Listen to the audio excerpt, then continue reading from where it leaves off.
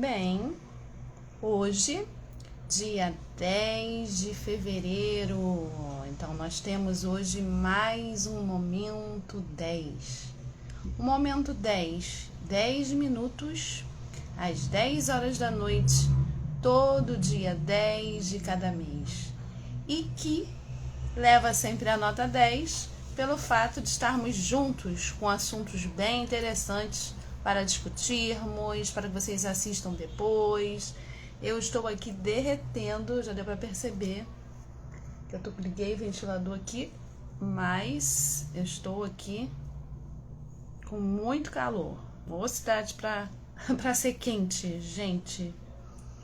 E aí eu estou esperando um pouquinho os seguidores entrarem para que nós possamos começar o nosso bate-papo de hoje.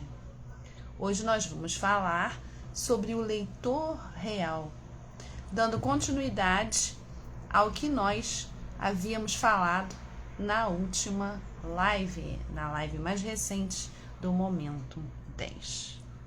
Então acho que eu já posso começar, né? Então sejam todos bem-vindos, sejam todas bem-vindas ao nosso Momento 10. Eu sou Ana Cristina Rosito e estou aqui mais uma vez num dia 10 do mês. E aí hoje nós vamos falar sobre o leitor real. O que é o leitor real? Não é aquele leitor idealizado, nós não vamos falar sobre isso. Não é o leitor que aparece nas estatísticas, mas vamos falar do leitor de carne e osso. O leitor de tempo curto e de emoções reais. O leitor que para de ler porque o WhatsApp toca. O leitor que para de ler porque o filho chora. Ou porque há um barulho, uma buzina de carros, quem mora em cidade grande. Um jogo de futebol, como o caso de hoje.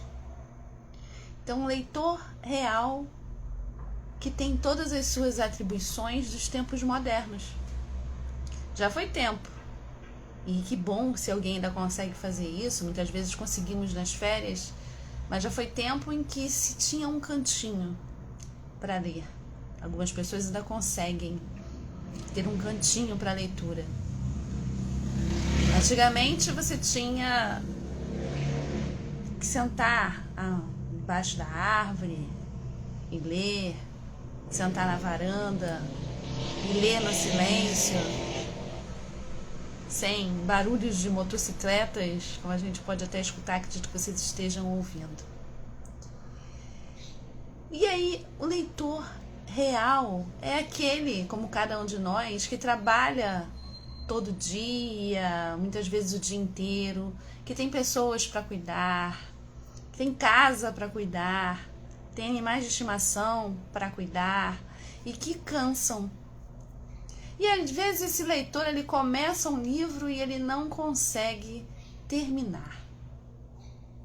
Às vezes ele ama ler, mas ele passa semanas sem abrir uma página do livro. Será que isso faz dele menos leitor? Não. Só que muitas vezes esse leitor ele se culpa. E se compara com outras pessoas que às vezes dizem assim, mas eu li esse livro, já li 5 livros, já li 2 livros, e muitas vezes ele se sente até coagido, se sente um leitor menor ou não se sente um leitor porque não consegue ter uma frequência na leitura.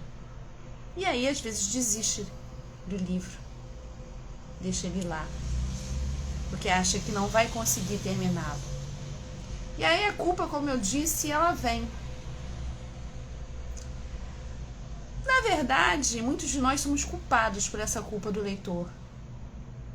Porque sem perceber, nós, educadores, e muitas vezes dentro da nossa família, a gente acaba colocando a leitura como uma obrigação. Que bom leitor é aquele que lê muito, é aquele que lê rápido, aquele que lê os livros certos. E não o leitor que lê quando dá, como dá, que lê o que toca, E sobre esse leitor é que estamos falando hoje. E tá tudo bem ser um leitor diferente. Não existe um padrão para ser um leitor. Porque, na verdade, o que há é um encontro verdadeiro entre a leitura e o leitor. E é importante que a gente reflita que leitura não é desempenho, leitura é encontro. Como muitas vezes um único parágrafo, um único verso fica com a gente ali, ó, por anos ou a vida inteira. Quem não tem um trecho de um livro que se lembre, uma frase que tocou e que repete até hoje, um parágrafo marcante, um final que é inesquecível.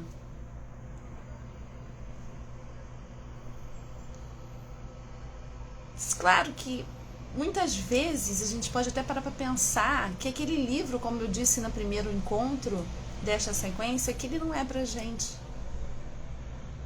Mas, na verdade, como eu disse lá, é porque não era a hora ainda daquele livro ser lido pela gente.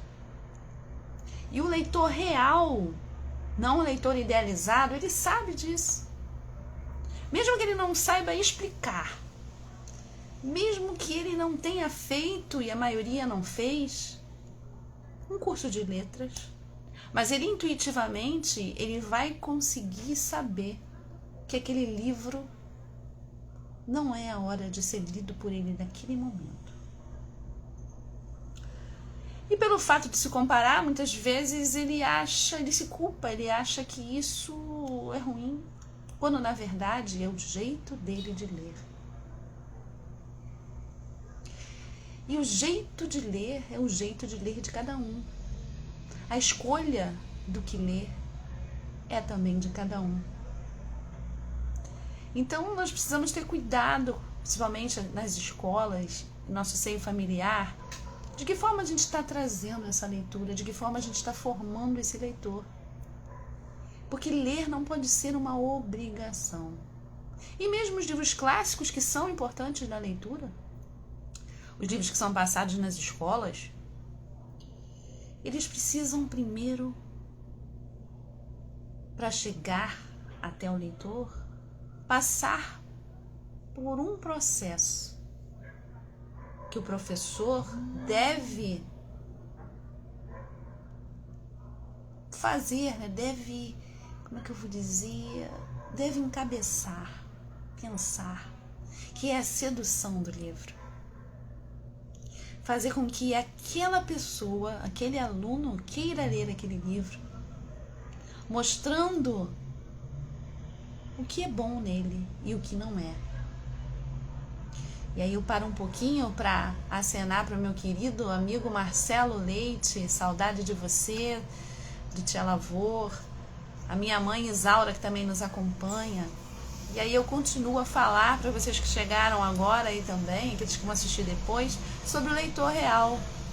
Eu estava dizendo aqui um pouquinho antes que o leitor real não é aquele idealizado, é o leitor do dia a dia, é o leitor que tem as suas preocupações, é o leitor que tem a vida corrida. Esse é o leitor real. E a gente tem que prestar atenção nele, e não um leitor ideal. E aí, conforme eu dizia, o leitor real, ele sabe quando um livro é para ele, sabe que se é ou não momento de ler. Claro que tem que se conhecer para isso, e conhecer de que forma ele quer seguir lendo, conhecendo vários livros, que caminho ele quer percorrer como leitor, sem medo, sem se cristalizar num tipo de leitor que foi inventado, idealizado pela nata, digamos assim, da sociedade, pelos mais favorecidos no passado e até hoje. Então temos que pensar, falando de educação, tanto em casa quanto na escola, que quando a gente ignora o leitor real, a gente perde o leitor. Porque ninguém se forma leitor sendo constrangido, sendo comparado ou sendo apressado. Formar leitores é respeitar tempos, é respeitar histórias e também é respeitar silêncios, por que não? Existe um momento do silêncio também. E aí eu gostaria de saber um pouco de vocês, depois nos comentários, se vocês já passaram por algum constrangimento, ou na escola, ou em casa, ou num bate-papo entre amigos, quando algumas pessoas dizem, eu li isso, li aquilo, aquilo outro, e você de repente está na metade de um livro. Continua. Se não deu ali, se você só pode ler um livro ao invés de 5, que também é maravilhoso quem consegue, leia um livro, leia um parágrafo. Com certeza vai ter algo ali que vai ficar. E assim a gente vai terminando o nosso momento 10, querendo chamar vocês e falar, fazer um convite, né? Que talvez o nosso maior gesto de amor pela leitura seja olhar para si e dizer: eu sou leitor do jeito que eu posso ser agora. E isso basta para continuar. Esse foi o momento 10 de hoje. Um prazer enorme estar com vocês aqui. Um convite para olhar para a leitura de uma forma não cristalizada, com menos cobrança e principalmente com mais humanidade. Um beijo grande para cada um de vocês. E aí, uma semana que continua abençoada, um bom carnaval e até 10 de março com o nosso momento 10.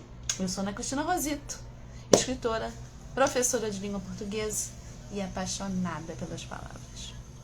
Vou ficando por aqui e até o mês que vem.